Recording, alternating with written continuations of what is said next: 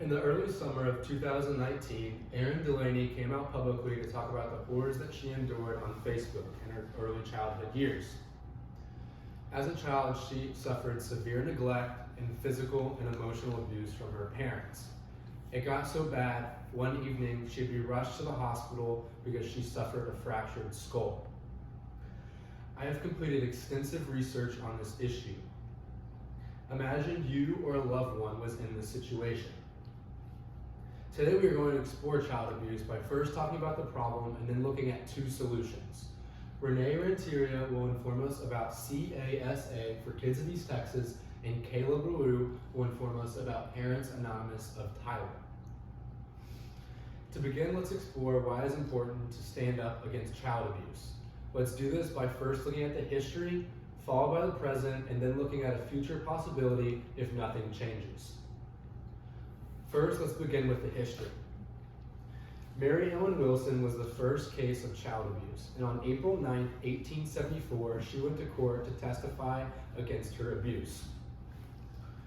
Her father died in the early years of her age, and her mother could not afford to pay for someone to watch her, so she ended up in the foster care system for 6 years. Frances and Mary Conley watched over her, but they abused her physically and emotionally. A recent neighbor from Mary Ellen Wilson saw this, and the case was what was known worldwide. Today, over 40 years later, the U.S. Department of Labor Last Access, July 29, 2023, states that the Fair Labor Standards Act of 1938 helped prevent over 2 million child labor laws today.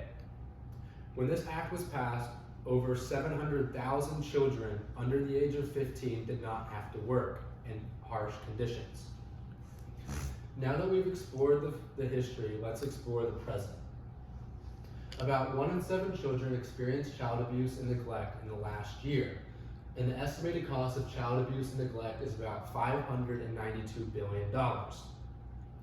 The World Health Organization Last Access, July 29, 2023, states that nearly 3 in 4 children the age of 2 and 4 suffer from physical and psychological abuse from their parents. The National Children's Alliance Last Access, July 29, 2023, states that nearly 1 in 5 women and 1 in 13 men had suffered sexual child abuse from their parents. The National Children's Alliance also states that over 600,000 children are abused each year. Now that we have discussed the present, let's take a look at the future if nothing changes. The United Nations website Last Access, July 29, 2023, and the World Health Organization Last Access, July 29, 2023, states that their goal is to create a safe and empowering environment for all children in 13 steps. However, if this does not happen, over 1.5 billion children may be affected of child abuse by 2030. Our next presenter will be Renee Renteria, and he will inform us of CASA for Kids of East Texas.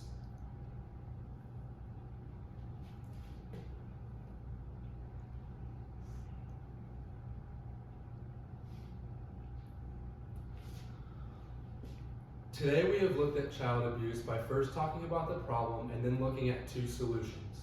Renee Renteria has informed us about CASA for Kids of East Texas, and Caleb LaRue has informed us about Parents Anonymous of Tyler. Child abuse is a hard topic to talk about for many people today. Many people find it hard to talk about it because it's such an excruciating topic to talk about. Erin Delaney didn't come out until her adult years. And it's important to have someone around you to talk about so you can talk about your daily lives in each day.